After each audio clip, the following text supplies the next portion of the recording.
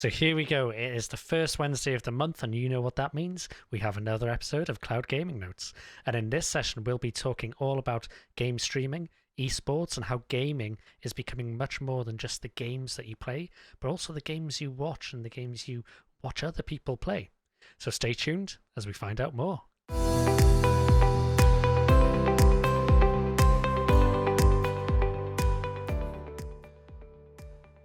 Hello there, welcome back to another episode of Cloud with Chris.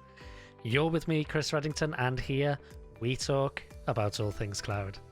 Now, thank you for joining again today. As you mentioned, or as you heard rather in the introduction, we are doing another of the Cloud Gaming Note sessions. So hope you're ready. You have got your game controller or console ready just to play along while you listen in, hopefully. And without further ado, you know the deal. We will go ahead and we will bring in our guest for today. You know him already. It's Lee Williams. Hey there, Lee. How are we doing? Doing good. How you doing, Chris? All good, thank you. All good. Did you like your little intro there? I did. Needs no intro. Gets better every time. I heard the little little snigger laugh underneath there. So there we go. I try to hold it back. So we are going to be talking game streaming. We are going to be talking esports because I guess we've been on this journey here. We have been talking about games and how cloud is influencing gaming, but it's not just the direct way of playing gaming, right? And I'm going to be playing a bit of Sea of Thieves while we go and do this one today. I'll bring that up while we're talking. But it's also about watching people play, and I guess this is an example that, you're going to be able to see me playing halfway across the world while we're talking here, but I think it's more than that. You've got esports, you've got streaming in general, so where do we start? Yeah, if you haven't already, I encourage you to watch the sketch from South Park on spectating others playing games. Obviously, Okay. there's some bad language in there, but it's a very humorous way of illustrating the shift in from playing games to spectating of games. It has been quite an accelerated shift. I think for some time people kind of hadn't realized there was actually entertainment in watching other people play games. And, we've done it in the past. It's called couch play. You sit next to your friend, typically on a single play, you take it in turns, you watch them play the game. The difference now is that the audience is not just one person, it's thousands, hundreds of thousands. Yeah. And there are dedicated platforms like Twitch and YouTube gaming and so forth. And it's even become a sport. As you mentioned just then, esports, it's a huge monetized business. Both from the actual expectation, but obviously sponsorship as well.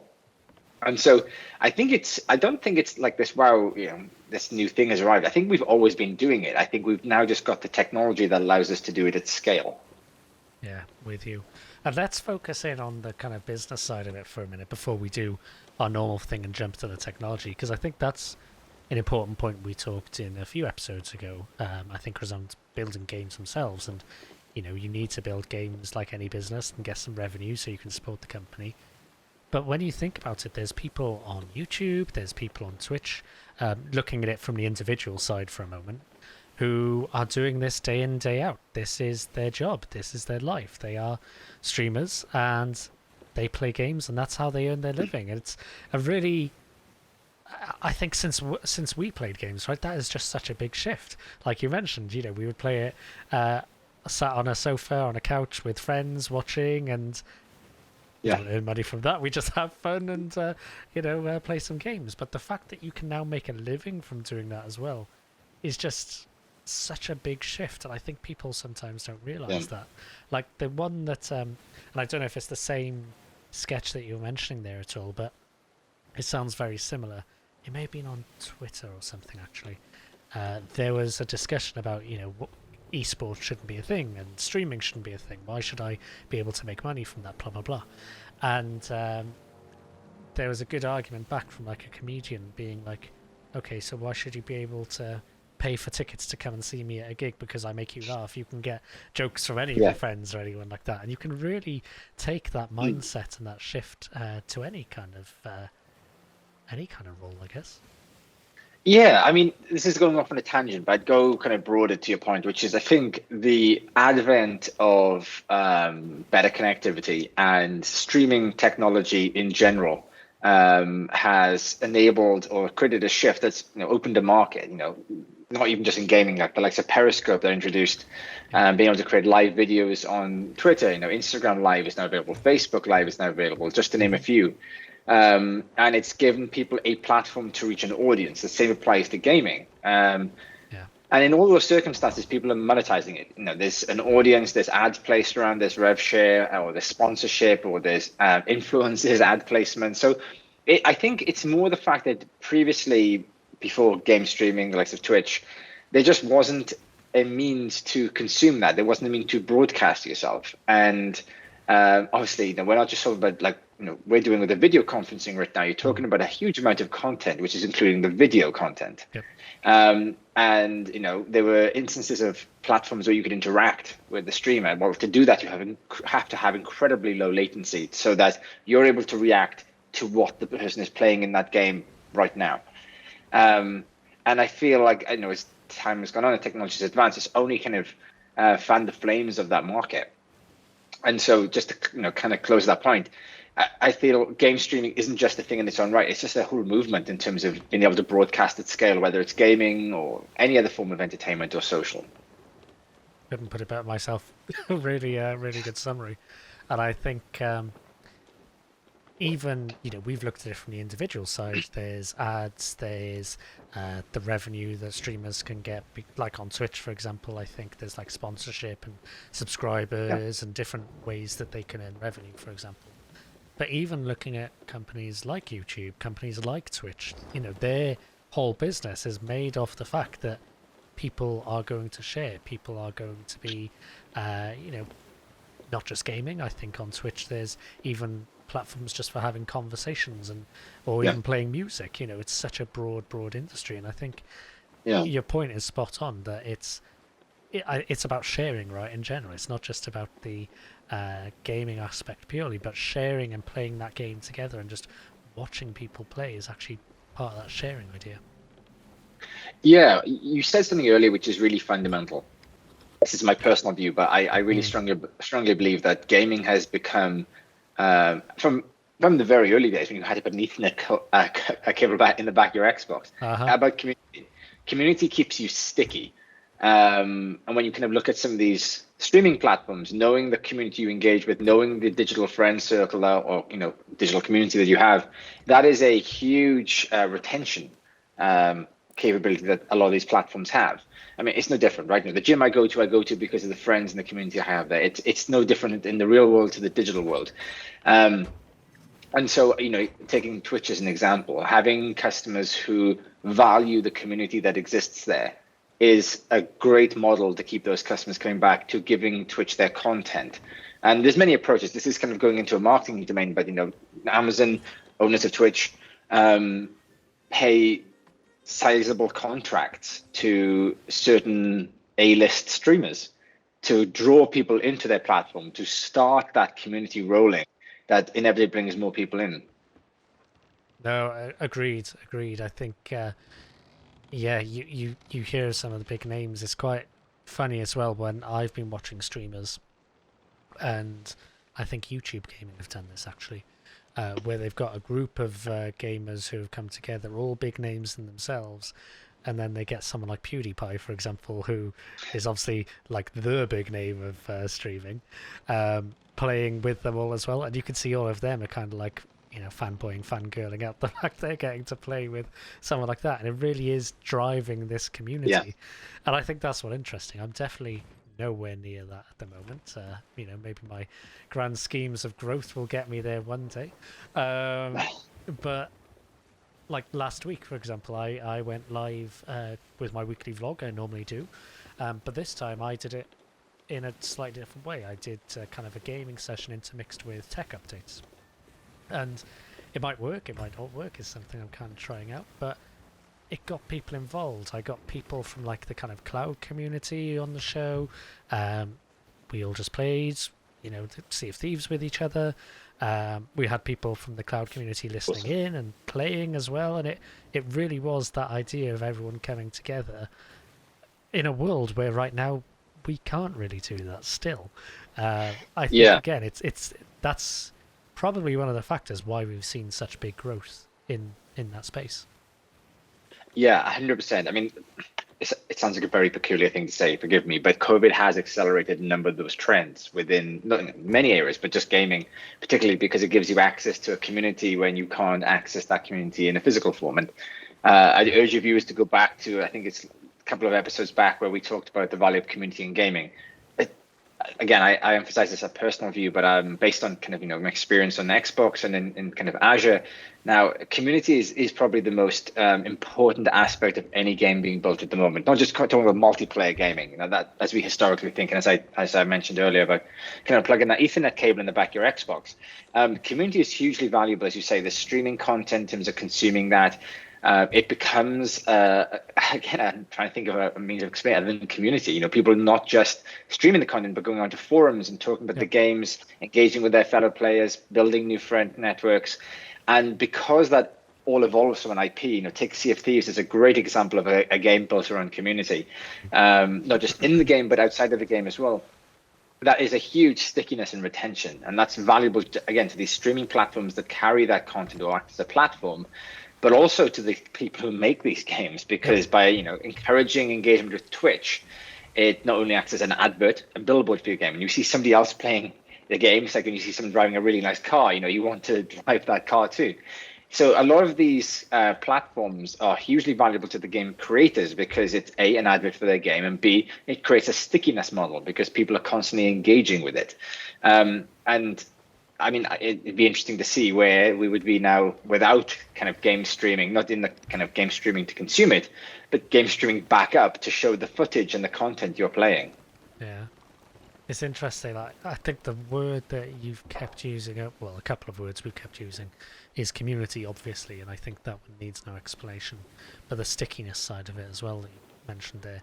And I was even thinking to my own experiences as a Sea of Thieves player now, not me kind of streaming or anything, but just as an individual player.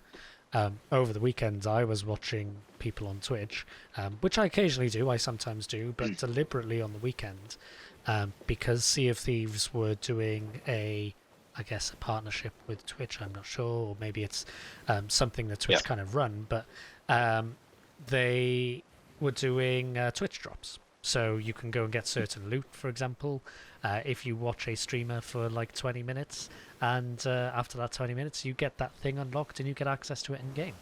And again, it's that way of making things really sticky, getting the community together, getting people to support the streamers, whilst I still benefit because I get something new in the game. And it's, cosmetic. At the end of the day, it's, from a technology perspective, it's just, let's enable that thing as a 1 against this account, and there we go, they've got access to it, right? So it's quite clever how you can see that model all coming together for bringing that stickiness. Yeah, and it's something you mentioned earlier, and I'll make this the last point in it, which is it's a business. We estimate there's around 11 million game creators worldwide. Wow. And the vast majority of those, let's just put 80% out there, don't earn a great deal of money. They can't run their game as a business because it just doesn't have the visibility or the quality or whatnot. So 20% of the game creators worldwide control most of the market, put it that way. Wow. The whole 20-80%, 20-80 effect. And so when you look at a platform like game streaming, we've mentioned the value of a game service like Xbox Game Pass in the past for some of those independent creators to get visibility of their game. Game streaming, broadcasting, and let's use that term actually, not to confuse with download streaming. Game broadcasting has become a really good platform to create visibility of your game, and you can get a handful of people playing your game, and others watch that. They're like, "What game is this? What are you playing? This looks really interesting." It again becomes a trailer, in other words, and it creates that multiplier effect and that tipping point that you're able to get an audience for your game that you may otherwise not have got, and so. If you can seed your game to an influential broadcaster, it doesn't have to be millions or like a PewDiePie, but you're able to instantly get visibility in your game.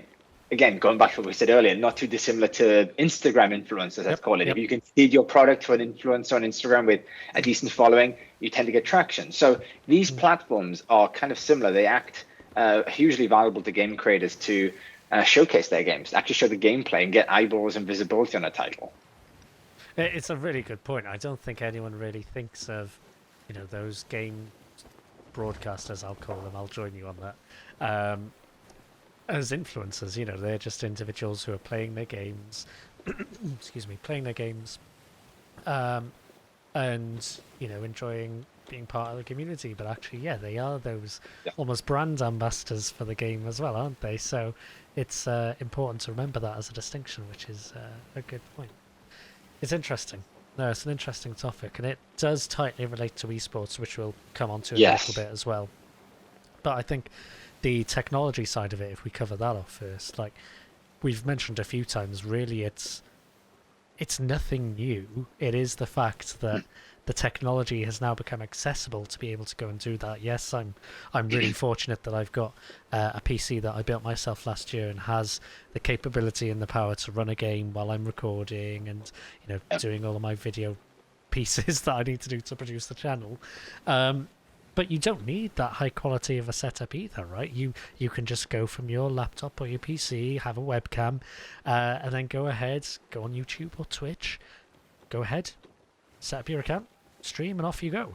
And I think a lot of that is to do with what you don't see. I think there's that phrase that any good technology is indistinguishable from magic.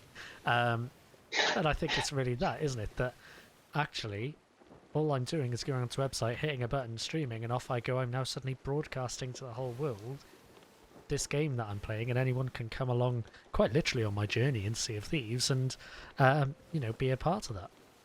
And cloud has been a big part of that because obviously users are distributed across the world. So as an end user watching that stream, I don't want to have to, connect to that gamer who is broadcasting all the way over in Australia, have a really laggy experience, a really poor experience, and not enjoy watching them. I'm not going to, stick around and watch what they're doing, for example. So that huge kind of content delivery network that's there, the kind of media services that are all available on the various cloud platforms, all of these aspects, including the websites that we're kind of running and watching people streaming on as well, or broadcasting, all of that comes into the mix, and all of that is really key in getting that going. Yeah, the lag bit you touched on is really important. We often think of lag when you stream a game to a device, when you consume the content from the cloud. But it's also really valuable when you're thinking about broadcasting. People will interact or comment on the game or kind of want to reach out to you specifically about what you're doing right then. If you have a 10, 15 second delay, it's really not satisfying for the person watching your broadcast because you've just left your comment and no one responded because it had no context. And equally for the person, playing the game, they're talking about the instance of what they're working on right then. As you say, there's a webcam and often the game's played separately. You don't want your voice and description to be about something completely different to what's going on in the content. And so the point you made around the technology being like magic is really valid because a lot of this processing, the ability to make what you're consuming happen is thanks to the cloud. It's no secret that AWS has this huge server capacity, compute capacity to be able to drive Twitch as an example through AWS. The same goes for YouTube. Obviously, they're relying on a lot of Google's backend and whatnot to drive that. But it takes a lot of computing power to take that, as you say, and in the form of a content distribution network, stream that out to people around the world, a global audience, in a timely fashion. So having that global footprint and whatnot is super valuable. It would otherwise be like watching a soccer game, or football game, I should say. Football game taking place in the UK, and I'm watching it in the UK over, for example, terrestrial. It would take a long time for that terrestrial signal to reach me. Thanks to fiber optics under the Atlantic Ocean, I can watch it almost with like a 5 or 6 second delay. But it's amazing the ability to, as you say, take that content, multiply it across content distribution networks, and distribute that to the person watching the broadcast almost instantaneously nowadays. I love how you corrected yourself on your soccer versus football. Welsh at heart. I'll talk to you about Fahrenheit in a few moments. Oh yeah, it's been quite hot weather out there, hasn't it? It's been a bit toasty, as you can tell from the face. Unusually red complexion. I wasn't going to mention anything, but you mentioned it, so there we go. But I think just to add to that last point as well, that's just come to mind. It's that global audience again. It brings us right back to the beginning of what we opened this podcast or video cast with, which was community. Yes.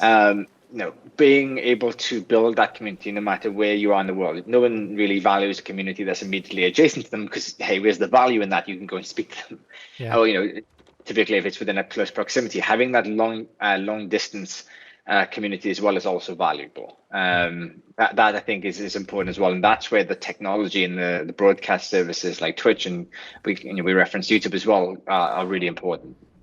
And I think when we talk about community, people often think of community as like really harmonious and everyone working well together, which is exactly what we want, and I think what we strive for in kind of gaming communities for sure. But when we think about something like esports, there's also that competitive side of community spirit as well, right? There's it just like Olympics or the Euros going on right now or something like that. You have that that competitive angle to community, and again, I think a lot of the concepts that we've talked through there with streaming, etc., we can probably take across to the esports side of things as well. Yeah, those who engage with esports may observe that a number of those tournaments, let's say, are done in person. And that's for a reason, because a lot of those devices which are being played upon and the contestants are using to compete on are connected via a wire, as an example. Yes.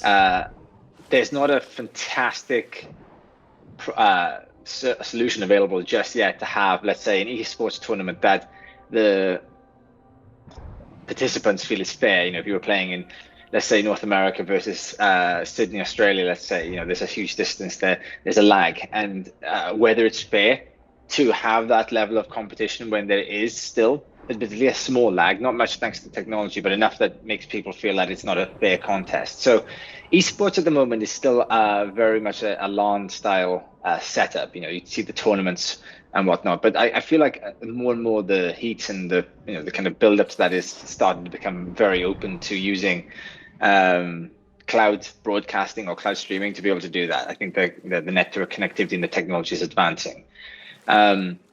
But I think the motion of what you were kind of covering there is really valuable, right? Even not the kind of the paid esports league. So you have millions of dollars of prizes. No one's going to risk a 2-second lag there. So people do play LAN, but the, let's say, more informal esports leagues or the let's say informal tournaments or setups are totally driven by the technology in game streaming, being able to consume what another player is playing at the same time, broadcast what you're playing, so everyone's having a fair level playing field, and your audience can also consume that.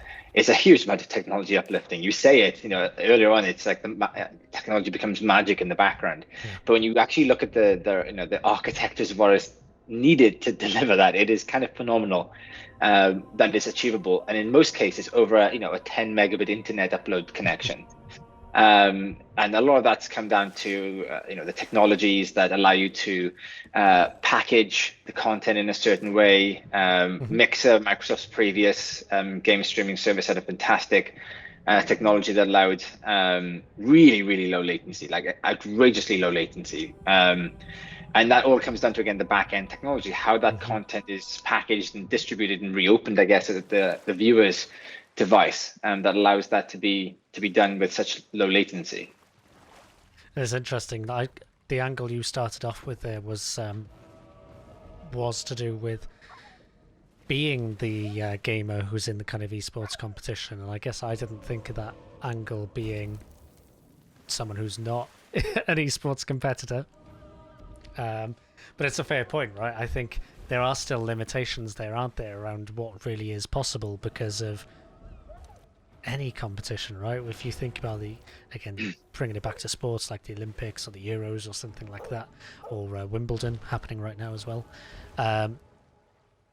you don't want to be putting players at a disadvantage, and if you do introduce things like latency and that networking challenges in between, that is a disadvantage. Unfortunately, speed of light is something we haven't managed to solve for yet, and it's going to be there, so it's a really fair call.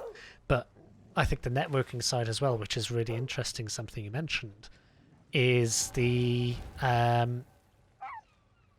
again, going back to the streaming side of it, whether I'm watching or whether I'm actually streaming or broadcasting myself, I'm going to have to use my internet connection, my network connection, to actually go and get that content. So you mentioned about having a 10 meg line. Yeah. I actually upgraded my internet last week just because my contract was ending, and I was like, you know what, I'm going to try my luck like everyone does and see what happens, what I get offered, etc. And I knew that I was actually going to be streaming some gaming stuff coming up. And I've not had my games broadcasting quality to the highest it could be because I knew I was capped by my networking. Long story short, I think I've got something like a 30 meg upload now, and I'm streaming my game, like all of this right now that you're seeing is 1440 2K. Like all of this that's being recorded as well, and everything that I stream live is 1440 2K 60 frames per second. So it's like really, really great quality. But again, not everyone's going to have access to that. I'm very fortunate I can do that, and it's something I'm able to do. But again, there's things like that where there are still bottlenecks and limitations in terms of the technology to achieve a great experience for everyone. Yeah, and what you say over there about the bottlenecks in the internet is a really interesting one, because let's go back to just sports in general. You wouldn't have a player disadvantaged in some example. This is totally fictitious, but let's say you have one football team playing against another, but they're not on the same pitch. One has like a really waterlogged pitch, another one has a excessive heat. Let's say example, the performance of those two teams would be very unfair. Yep. So when we think about esports, just again because they're different, the playing field, let's say, has to be even. And if you have like an alternative internet connection, if you have maybe equipment, there's thousands of dollars spent on keyboards that have microsecond benefits over traditional keyboards. That becomes an unlevel playing field because one player has an advantage over the other. So I think when we think about esports in the formal sense, I still strongly believe that will be a in-person activity, and that's not to do with the limitations of the cloud actually nowadays. Although I said there's still areas they can catch up on. It's down to the just sport in general, having a level playing field, ensuring that everyone is equal. They're using the same equipment, they're using the same internet connection, they're using the same device, and that's just sport in general. But I do see those kind of, I use the word informal esports, those that aren't attached to maybe millions of dollars of prizes. I do see that actually growing and becoming more prevalent in terms of kind of broadcasting. We've seen game broadcasting grow exponentially, and most things, it has to evolve and go into a different area. Well, how does that evolve from just somebody playing their game solo themselves to maybe 3 or 4 people playing the game together and competing together, and that you have that kind of small informal sporting tournament. So I'm super excited to see how this kind of grows out, and I think kind of obviously the nature of your channel, I want to make sure I cover this. I think a lot of this is thanks to the advances in technology. Huge kudos to latency, but also the types of platforms available that you can watch this content on demand if you wanted to now. Think how many people do watch sport on demand, watch content on demand. And equally the ability to do interaction with the person who's playing. Again, going back to the community, talking about the game and commenting in the same way. I have WhatsApp feeds burgeoning out of my phone right now from the Euros. It's what people do. They like to talk together about a game, and being able to all talk about seeing the same thing is really important. Again, that comes back down to latency and the technology in the background, in the cloud, that's actually helping make a reality of the video that we're having, the dialogue, and also then the content I'm playing on my game, all streaming in great fidelity and latency. And you know what? I think your mindset is going where my mindset was going, which is almost the augmentation of that core content, right? Having that platform, like I think Apple released recently, I think it was Apple anyway, part of their platform now across iPhone, iPad, Macs, Apple TV, being able to kind of watch content at the same time and FaceTime at the same time, for example. That's a step towards that, and obviously that's kind of part of their platform and what they've been building and kind of cloud powered. But when you look at something like gaming, think about like football, for example, the way that you can go and see, almost have annotations of what player is on the ball right now, the stats of the game, all of those kind of things, all of that rich data. Like the thing that I'm kind of excited about just thinking about openly here that just jumped into my mind as you were speaking was imagine that you could, rather than watch the 2D screen you're watching right here, right now, imagine that you could be a spectator in the world, just like you would be if you were in the game. And actually, you could go and kind of see a marker of where all those players are, their health, and all those things, and a different way of interacting with that. And I don't think we're quite at that level yet. But Yeah. I can't imagine the technology is really limiting something like that now, to be honest. Well, I'll just say very quickly, VR and AR, I think, is an Yes. area to watch. A lot of that processing power does take place in the Yeah. cloud nowadays. No, a limitation of a device strapped to your head is the amount of computing power that can take place in the device that's on your head. I mean, they're not much bigger than a phone, so you can argue what's the difference. But I mean, we were talking prior to starting the stream about Teams. When you've got Hmm. 12 incoming videos and you're equally presenting, it's not too dissimilar to having a Yep. game broadcast. Yep. This technology, again, it's not new. It's a new application of the technology. We're having teleconferencing at Microsoft at the moment. Many people, you can have up to 80 people in a meeting, at some point, some of these like all hands or webinars, and there's a deck being presented. That's a similar fundamental technology.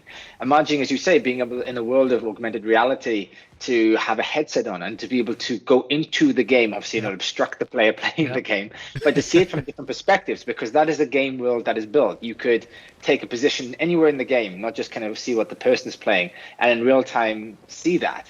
And again, just follow the game around. And I think that's hugely fascinating. I mean, it's hard to do that in reality. Imagine watching, as you say, Wimbledon game. You'd have to have cameras positioned in certain Yeah, places. exactly. But I think I would just say I wouldn't be surprised in the not so distant future if real world events become digitalized or gamified. Imagine seeing a Wimbledon game where technology is taking the players. I mean, we have that technology. It's called Connect. It exists. Yeah. Many years ago, we invented a technology that could even track your fingers Yep. from a sizable difference and your heart rate. So imagine having a circumstance where a real world game is taking place, but technology is digitalizing that game so that you can then, in incredibly high fidelity, with an augmented reality, let's say, a virtual reality headset, go into that game from different angles and watch like a game of tennis as if you were Exactly. at the net. Exactly. I mean, that is just insane, but it's not impossible. No. We see sports games at the moment where on some action replays it's digitalized, so you can represent and get into the game where a camera can't. Well, you're doing something very similar. And so, this is based on gaming. It evolves from gaming, but it's just an idea of where gaming and technology that's powering gaming can cross over into a real world. There Absolutely. will be people saying, why would I want to watch a game of, I'm using tennis as an example, but a game of tennis where it's actually being broadcast and the real people there? Well, it depends. If you're Hmm. there just to kind of consume the game itself, and graphics are becoming scaringly accurate nowadays, being able to consume a game or be able to jump in and out between the real game and the digital version of a sporting game is really lucrative for some people to get different angles and just better appreciate the game itself, the sporting event. Yeah, absolutely. Gonna have a brief interlude while we let the dog dance here. But no, I agree. I think it's a really exciting space. I'm just really fascinated to see where it goes. Like that idea of a first-person shooter being able to just watch and be a spectator in that game is just a fascinating idea. There's obviously a lot that needs to be thought of in terms of the typical server client architecture that we have with games, and you could have spectators in it, for example, but really, really fascinating. I guess as we start kind of wrapping up and closing here, we've talked about kind of what we think is exciting and what we'd love to see happen.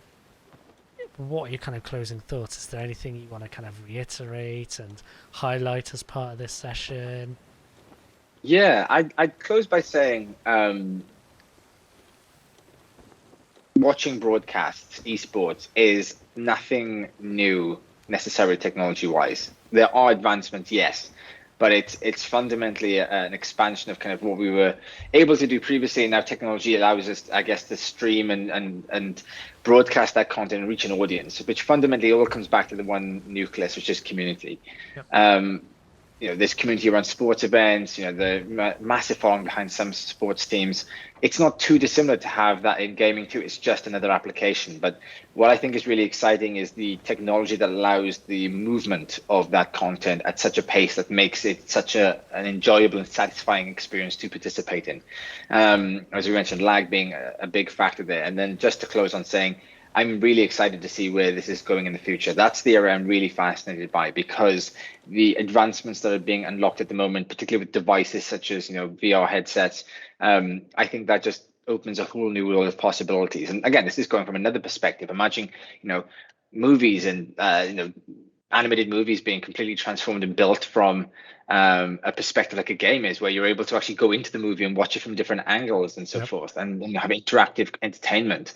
I feel, again, gaming is a catalyst, as we've talked in many video casts before, for change in other industries and such, because the technology was built for gaming but has other applications. So yeah, exciting as always. I feel like I say the very same thing. It's exciting, and I'm more amazed at the pace at which these developments are being made.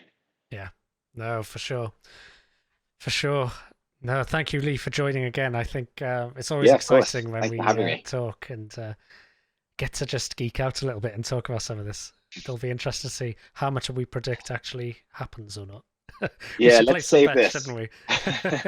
And watch it back in maybe 5 or 10 years' time. Yeah, exactly. Awesome. Thanks, Lee. Yeah, you're welcome. Thanks, Chris.